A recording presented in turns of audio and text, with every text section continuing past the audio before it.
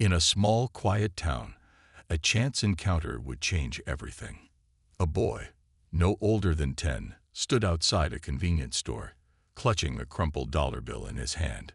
His shoes were worn, his clothes old, but his eyes were filled with hope. He had just finished a long day of errands for his mother and was about to buy something small for himself, something he'd been saving for.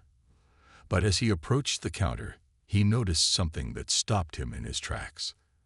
There, sitting on a bench near the entrance, was an older man, his back straight despite the apparent exhaustion etched on his face. His clothes were tattered, his once pristine military jacket faded and worn from years of use. The man's eyes, though tired, sparkled with a quiet strength, yet something about his posture told the boy that he was struggling.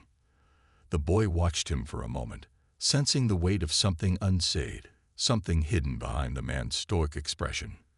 The boy didn't know the man's story, but he could see the signs of hardship. A war veteran, perhaps, like many others who walked the streets of his town. But there was something different about this man. It wasn't just his old jacket or the cane he rested beside him. It was the way he looked at the world.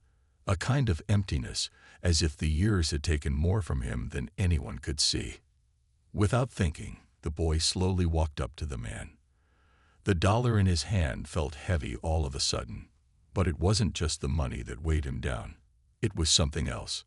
Something deeper, a feeling he couldn't explain. He reached into his pocket and pulled out the crumpled dollar he had planned to use for his treat. With a small but confident step forward, he handed the money to the man, offering it without a word. The veteran, looking up in surprise, hesitated for a moment.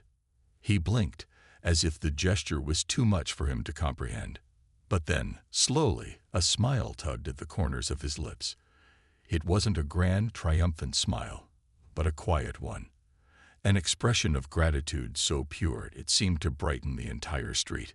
"You don't have to do that, kid," the man said, his voice gravelly but soft. But the boy didn't hesitate. "I want you to have it," he replied simply. "Maybe it can help." The man's eyes softened as he accepted the gesture. He stared at the dollar for a long moment, and then slowly tucked it into his pocket. "You're a good kid," he said quietly. "Thank you." But as the boy turned to walk away, something strange happened. From the corner of his eye, he noticed a shadow move. He turned back, and there, standing at the edge of the store's parking lot, was a man in a suit, his expression unreadable. The boy didn't recognize him, but the man was watching the scene unfold with keen interest. His eyes, hidden behind dark sunglasses, gave nothing away, yet there was something about him, something unsettling. The boy felt a shiver run down his spine. Who was this man? What did he want? Unbeknownst to the boy, the man in the suit wasn't just a bystander. He wasn't some random passerby. No, he was there for a reason. Watching, observing, waiting for the right moment. He had seen countless acts of kindness in his time, but something about this one stood out. There was a story here, and it was a story that the man was determined to uncover. But the boy didn't notice him. He was too focused on the small, simple act of kindness he had just shared with the veteran. As he walked away, he could feel the warmth of the gesture settle in his heart. He hadn't expected much in return. He had only wanted to help, to do something good in a world that sometimes felt a little too hard. But what he didn't know was that this simple moment would set off a chain of events that none of them could have anticipated. The man in the suit remained motionless, his gaze fixed on the boy as he disappeared around the corner. He took a long, deliberate step forward, his shoes clicking softly on the pavement. The moment was over, but the ripple effect had only just begun. The man's lips curled into a small, knowing smile, and as the veteran sat on the bench, watching the boy walk away, he had no idea who had just witnessed the exchange. But deep down, he couldn't shake the feeling that something bigger was at play, something far more significant than either he or the boy could understand. What was it that the man in the suit had seen? What did he know that no one else did? As the camera zoomed out, the question hung in the air, unanswered. What would happen next? The boy's simple act of kindness had set something in motion, something that would change all of their lives forever. Stay tuned to find out what comes next. The world has a way of surprising us, and sometimes it's the smallest moments that can lead to the biggest changes. The sun dipped low in the sky, casting long shadows across the town as the boy continued walking home. His small steps seemed to carry the weight of a world far bigger than his years. The simple act of giving his last dollar to the veteran had left him with an unexplainable feeling. It wasn't that he regretted it. No, he felt proud of his choice. But there was something else, something he couldn't put into words.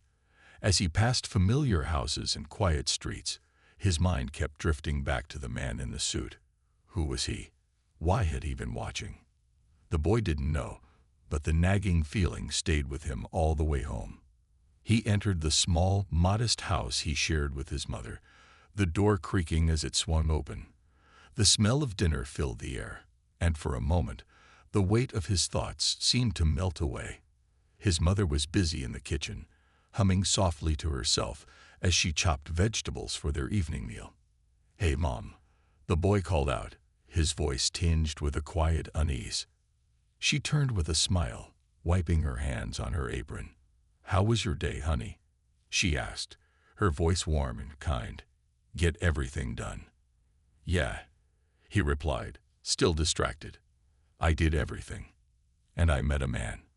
His mother raised an eyebrow, sensing something was off. "A man? What happened?" He hesitated, unsure of how to explain it. I gave him my last dollar. He was sitting outside the store, and he looked like he needed it." She paused for a moment, her expression softening. She knew what it meant for her son to part with his money. It was no small gesture. But the boy's face was tight with concern, and she could tell there was more to the story than he was letting on. "You did something kind," she said gently, walking over to him and placing a hand on his shoulder. "That's a good thing. I'm proud of you." "I know, but—" he trailed off, his voice uncertain. "There was someone else, a man in a suit. He was watching us." The mother's brow furrowed slightly. "What kind of man?" The boy shook his head. "I don't know. He was just standing there, watching. He didn't look like he was from around here." The tension in the air shifted, a subtle unease creeping in. His mother's eyes narrowed slightly, her instincts kicking in. "What did he look like? What did he do?" "He just stood there," the boy replied. "And when I walked away, he started following me for a bit, but I didn't turn around. I just kept going." The silence that followed seemed to stretch on, the quiet of their home suddenly feeling heavier. His mother tried to keep her composure, but there was a flicker of concern in her eyes. She knew something wasn't right, though she couldn't yet put her finger on what. "We'll keep an eye on things, okay?" she said finally, her voice steady, though a hint of caution lingered in her tone. "But for now, you did the right thing. You helped someone in need." The boy nodded, though his unease didn't fade. He couldn't shake the feeling that something was about to change. As he sat down to dinner, the weight of the day pressed down on him, the memory of the man in the suit lingering like a shadow in the back of his mind. Meanwhile, miles away, the man in the suit stood in a dimly lit room, his eyes glued to a screen. He wasn't watching just any screen, though. It was a live feed, one that connected him to hundreds of other cameras scattered across the town. The boy's encounter with the veteran had been captured from multiple angles, each moment perfectly preserved. The man didn't smile as he watched. Instead, his gaze remained cold, calculating, his fingers tapping rhythmically on the edge of a table. He had seen countless acts of kindness before, but this one was different. There was something about that boy, about the way he had given his last bit of money without hesitation, that had piqued his interest. Most people would have kept walking. Most people would have ignored the veteran, kept their money for themselves. But this boy had chosen differently, and that choice, that small act of generosity, had drawn the attention of the right and wrong people. The man sat back in his chair, adjusting the dark glasses that obscured his eyes. His mission was clear, But the boy's actions had thrown him off track. The kindness had been unexpected, but the boy had no idea what kind of ripple he had set in motion. And the man knew it wouldn't be long before others noticed too. Back at the convenience store, the veteran sat alone on the bench, the world around him moving at its usual pace. He hadn't expected to be noticed, much less helped. But something about the boy's gesture had stirred something deep inside him, something he hadn't felt in a long time. As he looked at the dollar in his pocket, he felt a strange sense of warmth spreading through him. It wasn't just the money. It was the feeling that someone still cared, that someone still saw him, even after all these years. He sighed deeply, his thoughts drifting back to a time long before the war, before everything had changed. He had been someone else back then, someone with hope, someone who believed in the future. But war had a way of stripping that away, leaving only the scars and memories of things that could never be undone. And yet, in this quiet moment, with the boy's gift tucked safely in his pocket, he couldn't help but wonder, was it possible for someone to heal, even after all this time? The question lingered in the air, unanswered, as the sun began to set, casting long shadows across the street. A story was unfolding, but the pieces weren't quite fitting together yet. The boy, the veteran, the man in the suit, all of them were connected in ways they couldn't yet understand. And as the night grew darker, the mystery deepened, drawing them closer to something far bigger than any of them could have imagined. What would happen next? And how far would this simple act of kindness go? Only time would tell. The following days felt different for the boy. Though nothing outwardly changed, a strange energy seemed to hover around him, just out of sight. The nagging feeling, the unease, didn't leave him. He walked to school, sat through lessons, and returned home. But the moments in the store, the man in the suit, kept replaying in his mind like a song stuck on repeat.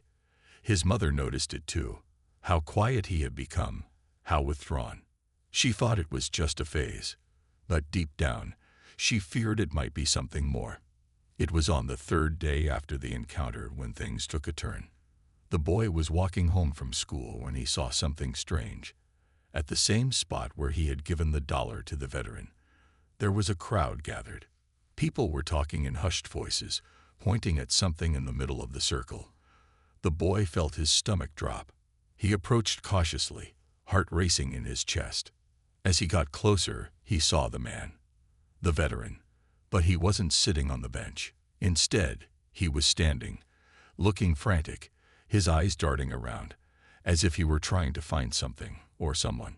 His clothes were even more tattered than before, his jacket torn in places, and the expression on his face was not the quiet strength the boy had seen before. Now, the veteran looked like a man who had lost everything, who had nowhere left to turn. The boy's pulse quickened. What was happening? Why was the veteran acting like this? The crowd murmured, but no one dared to approach him. The boy hesitated for a moment before stepping forward. "Are you okay?" he asked softly, unsure of what else to say. The veteran's eyes flickered to him, recognition flashing across his face. For a brief second, the boy thought he might smile, but then the man's face twisted in something close to fear. He grabbed the boy's arm, his grip surprisingly strong. "You need to go home, kid. Now, do you hear me?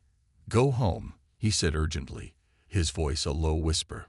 The boy stood frozen, trying to process the sudden shift in the man's demeanor. But before he could speak, the veteran released his arm and took a step back, his gaze darting around once more. The boy noticed that his hands were shaking, and his breathing was shallow. Suddenly, the crowd fell silent, as if something else had drawn their attention. The boy turned instinctively, his heart racing, and that's when he saw him again. The man in the suit. He was standing across the street, arms crossed, watching with cold, calculating eyes. This time, he wasn't alone. Two other men stood beside him, dressed in dark clothing, looking equally as serious. The boy's stomach twisted. The veteran's eyes locked onto the suited man, his face going pale. Without another word, The veteran turned and fled, disappearing down the alley in a blur of frantic movement. The boy's breath caught in his throat. What was going on? Why was the man running? The suited men didn't move immediately. They stayed where they were, observing the veteran's retreat. Then, after what felt like an eternity, the man in the suit turned and started walking toward the boy. The others followed in silence, their presence looming like a storm on the horizon. The boy's legs felt like they were made of stone. He couldn't move. The man in the suit was now only a few feet away, his dark glasses hiding whatever emotions were behind them. The boy swallowed hard, trying to steady his breath. "You've seen something," the man said, his voice smooth but laced with an undeniable authority. "Something you don't fully understand." The boy didn't know how to respond. He wanted to run, wanted to scream for help, but the words wouldn't come. All he could do was nod slowly, the weight of the moment sinking in. "You gave him money, didn't you?" The man continued, his voice calm, but with an edge that made the boy's skin crawl. "Do you know who that man is?" The boy shook his head, his throat tight. "No, He looked like he needed help." The suited man took a slow step forward, closing the gap between them.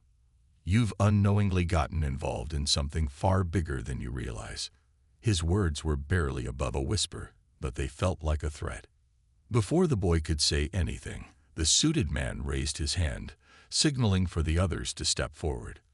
One of them reached into a bag and pulled out a small device. It looked like a recorder, or perhaps some kind of transmitter.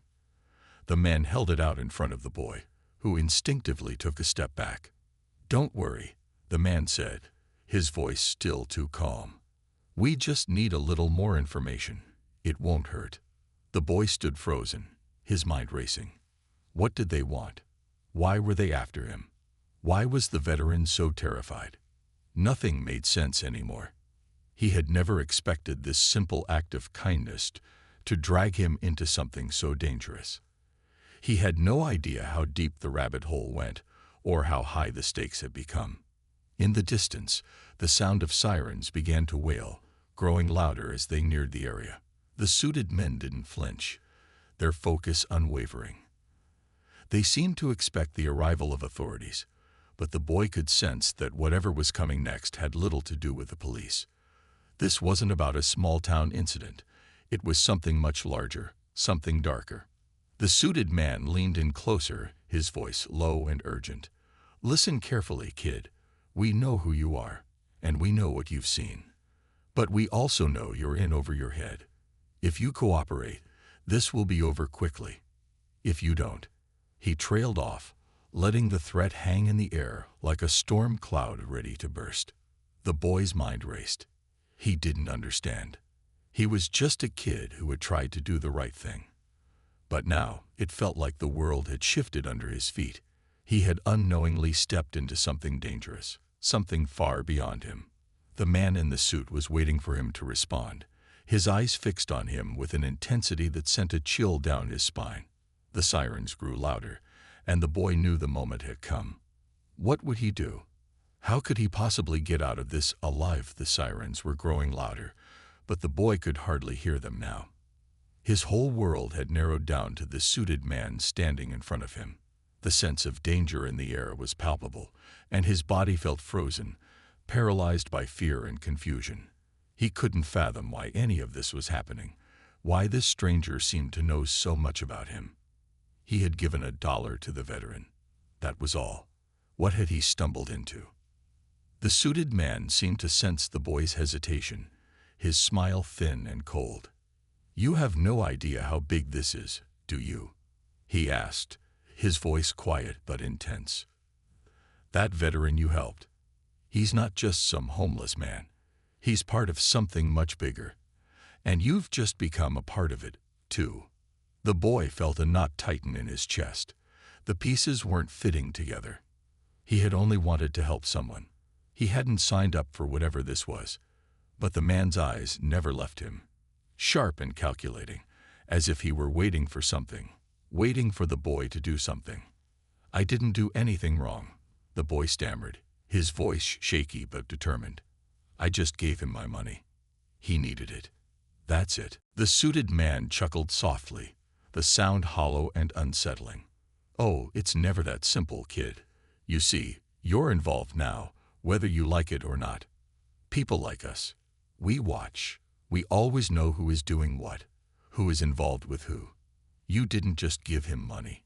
You did something much more important. You made a choice that ties you to a bigger picture, a picture you can't see yet, but you will. The boy's heart was racing. His mind spun, trying to grasp the situation, but nothing made sense. Why was the veteran so terrified? Why was he being watched? And why did the suited man seem to know everything? Before the boy could respond, the sound of the approaching sirens grew louder still, and he could see the flashing lights coming around the corner. The suited men didn't flinch, but the boy felt a wave of panic rise in his chest. Was the police part of this? Was he about to be dragged into something criminal? Then, just as the sirens reached a deafening pitch, the sound of a car screeching to a halt interrupted everything. The suited men turned, their posture stiffening. The boy's eyes followed their gaze, and his jaw dropped in shock. A black SUV had pulled up, its tinted windows reflecting the red and blue lights of the approaching sirens. But it wasn't the car that made the boy's heart skip. It was the figure stepping out of the car. A woman, tall and dressed in all black, moving with the confidence of someone who knew exactly what they were doing. Her sharp features were obscured by dark sunglasses, and she moved like a predator surveying its surroundings. The suited men immediately stood straighter, their attention fully on her. The boy couldn't help but stare as she approached them, her footsteps purposeful. The man in the suit, who had been talking to the boy, straightened his tie nervously, almost as if he were deferential to her. "You're late," the man said, his voice betraying the first hint of tension. "We've got a problem. The kid's involved now. I don't know if he'll cooperate." The woman glanced at the boy briefly, then turned her attention back to the man, her expression unreadable. "I don't care about the kid," she said, her voice cold and decisive. "I care about the veteran. Where is he?" "Gone," the suited man replied, frustration creeping into his tone. "He disappeared down an alley. We tried to get to him, but he's fast." The woman's eyes narrowed, her lips curling slightly in irritation. "This is getting out of hand," she muttered. Then, without another word, she pulled something from her pocket. It was a small device, like a communicator or a tracker of some kind. She tapped a few buttons, and a low beep sounded from the device. The woman's eyes flicked to the screen, studying it intently. "Now we find him," she said, her voice carrying a cold finality. "You," she pointed sharply at the boy, "are coming with us." The boy's blood ran cold. He hadn't even realized he had been holding his breath until that moment, when the air seemed to shift. The woman's words felt like a command, and he had no idea what it meant. The suited men stepped aside, making room for her to approach the boy. The boy took a hesitant step back. I don't know what you want from me. I didn't do anything." "You helped the veteran," the woman replied, her eyes never leaving his. "That's all we need." The boy's mind was racing. He didn't understand any of this. Why were they after him? Why were they after the veteran? He had thought he was just being kind, just doing a good deed. But now, the more he learned, the less he understood, and the more dangerous it seemed to get. "I don't want any part in this," the boy said, trying to find his voice. His feet felt rooted to the spot, but the words escaped before he could stop them. "I don't know what's going on. I just gave him my last dollar." The woman studied him for a moment, her face unreadable. Then, unexpectedly, she smiled.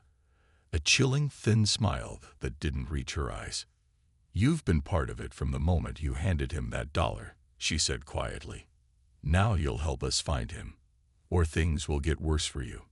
And we don't want things to get worse, do we?" Before the boy could respond, the woman reached for his arm, her grip firm but not harsh. "Let's go. We don't have time to waste." Panic surged through him. His chest tightened, and his breath came in sharp gasps.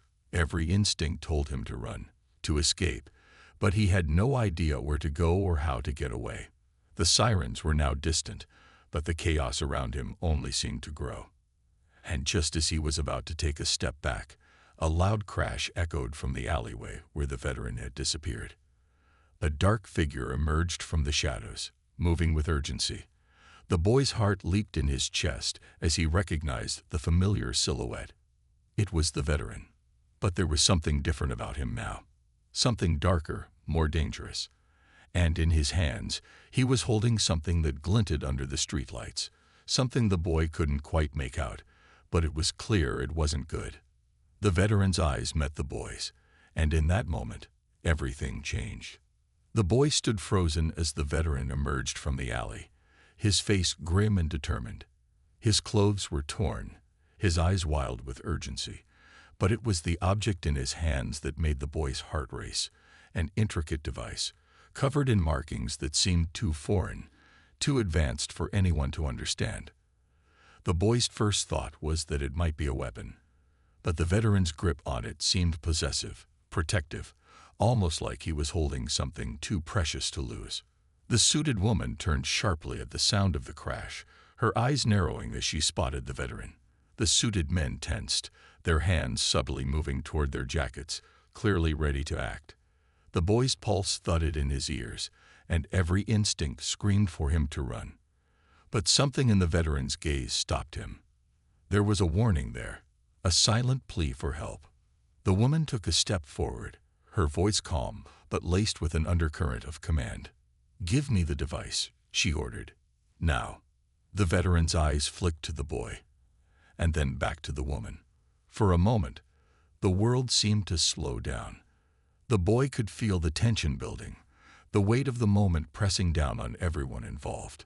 He had no idea what was happening, but he knew the stakes were too high for him to remain passive. The veteran's voice was low, but his words cut through the silence. "You don't understand.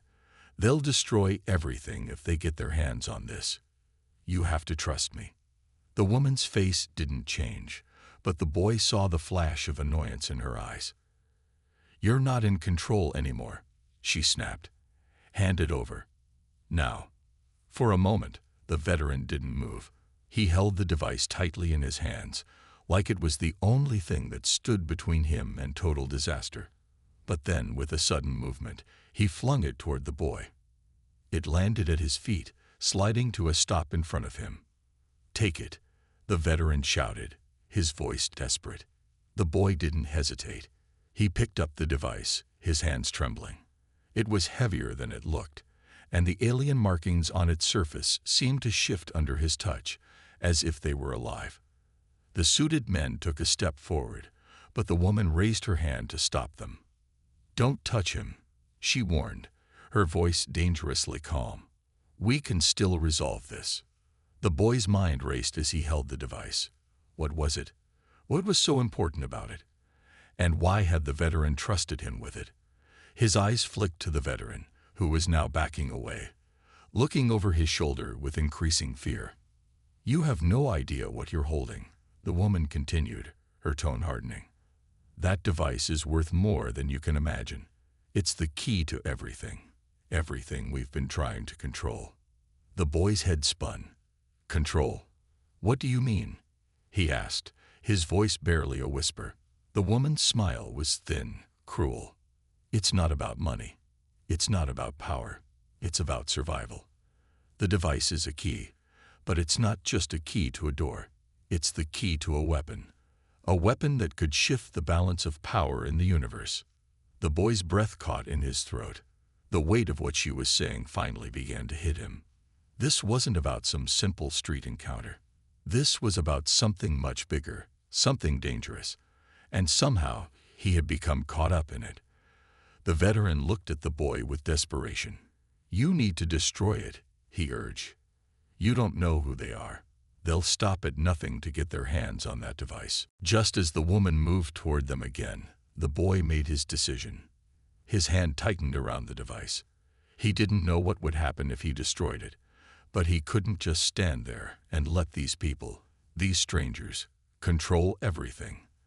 The veteran's eyes widened as the boy took a step back, lifting the device over his head. "No!" the woman shouted, her eyes flashing with panic. The boy threw the device to the ground, slamming it against the concrete with all his strength. A blinding flash erupted from it, and the ground trembled beneath his feet. The sound was deafening, a hum that vibrated through his chest, as if the world itself was reacting to the destruction of whatever was inside that device. The veteran let out a strangled cry, his body jerking forward. But the boy didn't look back. His eyes were locked on the woman who had frozen in place, her face pale with shock and fury. The suited men stood still, their eyes wide with disbelief. They hadn't expected this. For a moment, everything seemed to hold its breath. Then the ground shook again, more violently this time. The light from the device flickered, dimming and pulsing erratically. The boy stumbled back, his heart pounding in his chest, unsure of what he had just done. But there was no time to think. The world seemed to be unraveling around him, and he knew, instinctively, that whatever happened next would change everything. The suited woman's eyes narrowed dangerously as she took a step forward. "You don't know what you've just done," she hissed, her voice a low growl. "The balance is broken. Everything is broken." The veteran, still breathing heavily, stepped in front of the boy. "You did what needed to be done," he said quietly, his voice a mix of gratitude and resignation. "But now they'll come after you. They won't stop until they get what's left of it." The boy felt a chill wash over him. There was no going back now. Whatever had been unleashed by destroying the device would have far-reaching consequences, consequences he couldn't even begin to understand. But as he looked at the veteran, the man who had warned him, he knew that this wasn't the end. It was only the beginning of something much bigger, something darker. And then, just as the chaos around them seemed to peak, the ground trembled once more, this time more violently than before. The boy's eyes widened as he looked up to see a new figure approaching them, a figure he had never seen before. Tall, cloaked in shadows, with eyes that glowed faintly in the dimming light. The stranger's presence was overwhelming, their energy radiating with an intensity that made everything else seem insignificant. "You've destroyed it," the stranger's voice echoed, deep and resonant. "But that was a mistake, and now you will pay the price." The stranger's voice echoed through the night, carrying an authority that made the boy's knees shake. His heart pounded in his chest as the figure stepped closer, the air thick with tension. The veteran stood protectively in front of him, but even he seemed to hesitate. There was something about the stranger's presence that made everything else feel small, insignificant. "You destroyed the key," the stranger repeated, their voice colder now. "Do you understand what that means?" The boy swallowed hard, trying to gather his thoughts. He had acted on instinct, but now that the dust was settling, the consequences of his actions were sinking in. "I didn't know what it was," he said, his voice barely more than a whisper. "I thought it was dangerous." The stranger's eyes locked onto him, piercing and calculating. "It was dangerous, yes, but not in the way you think. You see, that device wasn't just a key. It was a power source capable of opening doors that should never be opened. You've ensured the end of one chapter, but you've also set the stage for something far worse." The boy felt a knot in his stomach. Everything was spiraling beyond his control, and the more he heard, the more he realized how little he understood. The world he had known, the simple life he had taken for granted, was slipping away, replaced by something larger, darker, and far more dangerous than he could have imagined. But the veteran, still standing firm in front of him, spoke again, his voice steady despite the uncertainty. "Maybe it had to end this way. We weren't supposed to have it. I was wrong to think we could use it for good." The stranger didn't respond to the veteran, but instead their gaze shifted back to the boy. There was a long silence before the stranger spoke again. "You didn't know what you were holding. That's true.